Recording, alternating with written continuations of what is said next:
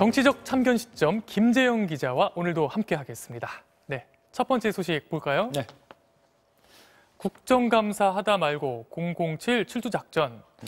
이게 오늘 국정감사에서 포착된 김홍걸 의원의 문자 메시지 얘기죠? 그렇습니다. 이번 국감에서 가장 현안이 많은 곳이죠. 외교통일위원회 소속인 김홍걸 의원이 국감 도중 문자를 주고받는 모습이 포착됐는데 어떤 내용인지 직접 보시죠.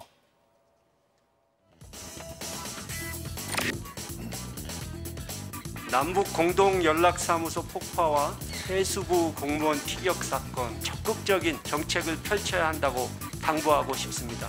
네, 명심하겠습니다.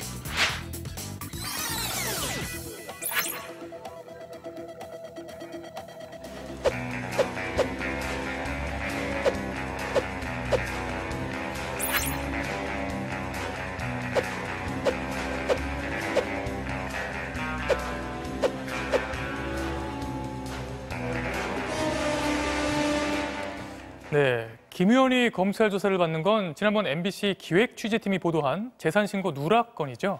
네, 그렇습니다. 김 의원은 지난 총선 때 자기가 가지고 있는 집이 세 채라고 신고했었는데 확인을 해보니 10억 원대 아파트 분양권이 더 있었고요. 이것이 드러나면서 재산 허위 신고 등의 혐의로 고발된 상태입니다. 그래서 검찰 조사를 앞두고 있고요. 그 날짜가 임박한 모양이죠? 네, 이번 주 토요일 오전 서초동 서울중앙지검에서 조사를 받을 예정입니다. 타던 차도 바꾸고 출석 시간도 조정하고 국감보다는 국민의 눈을 피하려 꼼수를 부리는 모습이 카메라에 고스란히 잡힌 겁니다. 김 의원은 이 문제로 당에서도 출당이 되지 않았습니까? 네, 관련 내용이 언론에 보도되자마자 지난달 18일 민주당이 긴급 최고위를 소집해 만장일치로 김 의원의 제명을 결정했습니다. 당 윤리위 심사도 거치지 않은 비상 징계였습니다. 김 의원은 이거 말고도 또 다른 구설들이 좀 더 있죠. 네, 역시 재산 문제인데요. 당초 처분했다던 강남의 아파트 한 채가 실제로는 차남에게 증여한 사실이 드러났고요. 또 이 과정에서 세입자에게 한 번에 4억 원을 올려받은 게 드러나 논란이 됐습니다.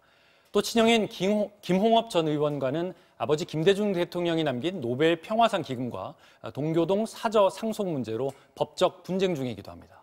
네, 다음 소식 보겠습니다. 네. 민주평통이 보낸 국감자료 열어보니네요. 네. 이게 오늘 화제가 됐었는데요. 네. 한 피감기관이 제출한 황당한 자료 얘기죠. 네, 같은 외통위에서 있었던 일인데요. 매우 심각한 자료가 제출됐습니다. 어떤 내용인지 영상으로 보시죠.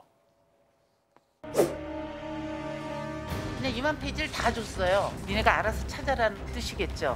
꼼꼼히 자료를 찾다 보니까 영화, 게임 관련, 개인적인 취미 등등 업무와 관련 없는 다수의 파일이 여기 포함되어 있고요.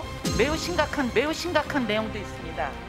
제목을 좀 하기가 어려운데 몰카, 불법 음란물입니다. 공무원이 근무지에서 음란물을 보관하고 전송을 했다는 건 있을 수 없는 일입니다. 송구스럽게 짝이 없습니다. 일단 저희가 파악하기로는 이 업무망하고 인터넷망이 분리된 상황에서 많은 질타를 지금 받았습니다. 굉장히 공분도 많고 그래서 일부 직원의 이탈로 인해서 이런 문제가 발생한 것에 대해서 송구스럽다고 말씀드렸습니다. 그래서 일단 정확한 경과를 확인하고 다시는 이런 일이 재발되지 않도록 노력하겠습니다. 예, 나오신 김에 국민을 대상으로 좀 제대로 사과하세요. 국민 여러분께 사과드리겠습니다. 네, 내용을 정리해 보면요. 민주당 김영주 의원이 민주평통 직원들의 공용 컴퓨터 이용 내역을 보고 받았어요. 네. 근데 그 안에 음란물을 주고받은 내용까지 그대로 담긴 거죠. 네, 그렇습니다. 이 음란물을 보고 주고받은 것은 당연히 문책 대상일 겁니다. 또 한 가지 짚고 싶은 점이 있는데요. 이번 국정감사에서도 자료 제출을 안 하거나 미뤄서 여러 가지 실랑이들이 벌써 상임위에서 생기고 있는데요. 자료 제출이라는 것이 사실 정부기관이 의원 개인에게 내놓는 게 아니라 국민한테 내놓는 일종의 숙제검사 같은 거거든요. 피감기관이 국정감사에 임하는 태도, 다시 한번 생각해봐야 할 대목인 것 같습니다. 네, 오늘은 여기까지 듣겠습니다. 정치팀 김재영 기자였습니다.